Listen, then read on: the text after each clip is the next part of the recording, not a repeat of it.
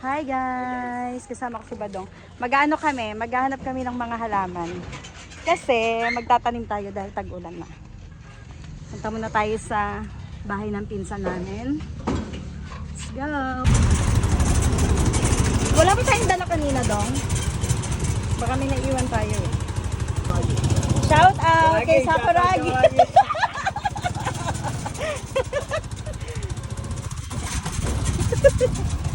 Nahiya to doon.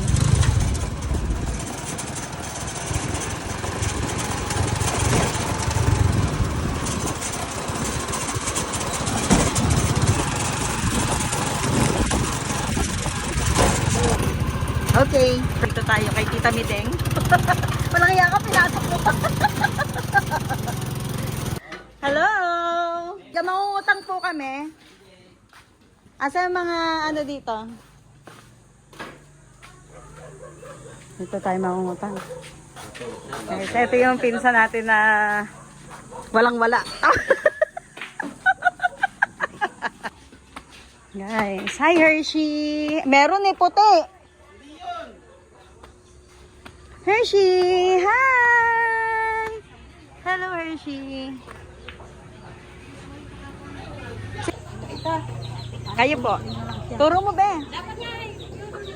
Ere, okay nga. Sige. Oh, ang dami nating halaman. Nangulimbat ng halaman kaya lumabas ng bahay, no? Ay. Wala bahalang magpapit. Yung gusto ko yun. Alin? Bell siya na mahabang ganyan eh. Hindi, teka. Oo, pwede. Kulay yellow. Ere, itusok mo rin. Tapos ito, iba pa to ta. Oo. Pero after 3 days ko na iaana. Oo. Pag natuyo. Ganyan. Yan, okay. Rerekta ko na rin yan. Oo. Yeah, sayang may bulaklak ah. Ay, pero gumanda nung Hindi, nabawasan para na. magbata, maano. Huwag kayong lolo-loko. Baka mataga ni tita yung cactus. Ano nabigyan niya si Jernan? Yan. Opo. Ay, naglalagas talaga yung dahon niya, be. Kasi nag-araw eh. Nagtag-araw. Pero ang bulaklak niyan, pag tag-ulan, Ganyan pa ba? pag tag-ulan siya, nagbubulaklak. Wala siyang ano eh. Mm. Basta pagka-sumpak yun eh. Bulaklak. Wala naman panahon. Tita, baka maano ka nga. Ayan, gawin mo. Ito. Minsan eh, malaki na agad eh. Mabilis lumaki. Oo. Babaan ko na nga. Ay, lagi rin. Tita, baka malaglag ka. Bibidyo ako nataga. Pero pag bibidyo, sorry. Tigil na nga muna natin to. Ang ganda ng cactus, guys. Ang laki! Nakakagigil to. Tumatang ka. Alin po? Iya, matangkad na. Kaya nandun. Sobrang laki nito, guys. Tingnan niyo yung height ni tita dito sa cactus. Para pantay-pantay, papantayin ko na. Baka mas maganda pa ano niyan ta. Na.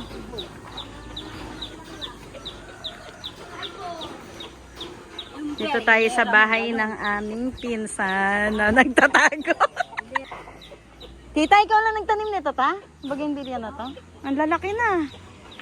Ganda. Tita, dapat nagtatanim ka ng bougainvillea sa ano?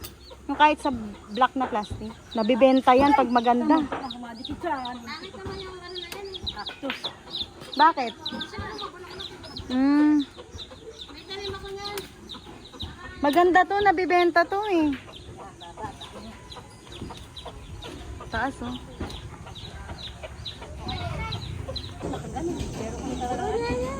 Opo.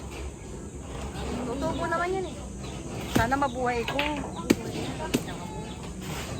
Bakit wala sa yan? Ay, marami ka palang kulay niyan. Yan lang, tatlo. Tatlong araw bago mo pagtatanim yung mga ganito. Apo. Papatuyuin ko muna. Pero yung bell, ay tusok mo na yung... Na.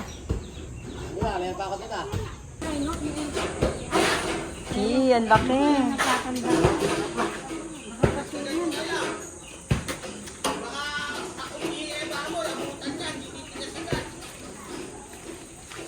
Napaka-busy naman sa bahay na to.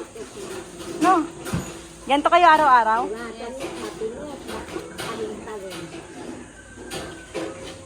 Kahit naman naputol yung ganyan. Oo, basta lang ang buo. Grabe yung abala ko. Paano? Sorry na, Badong. Ay, di mo. Ang laki. Dapat ka na binuhol. Sis, tingnan mo yung cactus.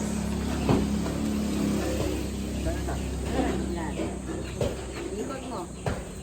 Pataas, pataas, pababa.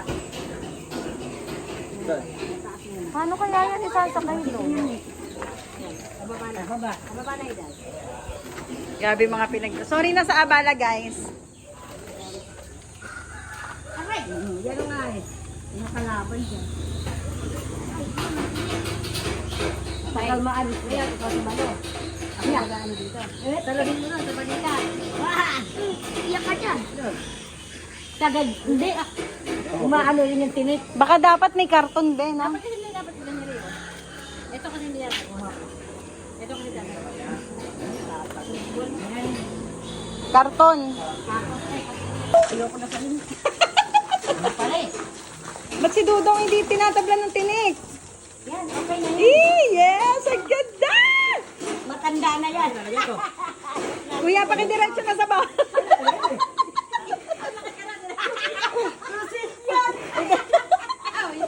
Ikaw mo muna dyan. Guys, tingnan niyo yung mga nakuha naming halaman. Tapos nanghiram na rin ako ng bareta para makapagtanim ako sa bahay. Tingnan niyo yung binigay sa ating halaman. Careful! Sana wag maputol! Guys, ang laki ng cactus na binigay sa akin. Tingnan niyo yan.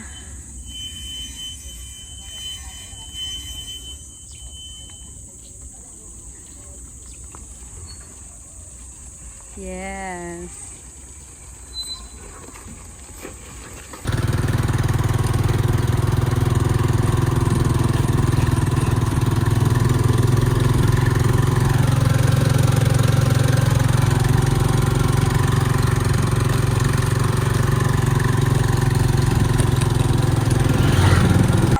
Guys, success yung cactus natin. Nakarating kami dito sa bahay na buo. Ayan siya, ganyan kahaba. Tapos tingnan nyo naman yung mga sakay namin. Puro cuttings. Yan. Kita ko sa inyo yung garden natin dito sa may kubo. Ito nga pa inulam namin kagabi. So, ano siya, talbos ng kamote. Tapos pinutol ko na kagabi habang wala akong ginagawa yung mga tangkay niya. Kasi bala ko magtanim nito dito sa may malapit sa atin. Ayan. Para kapag gusto namin, kasi mahilig talaga kami dito.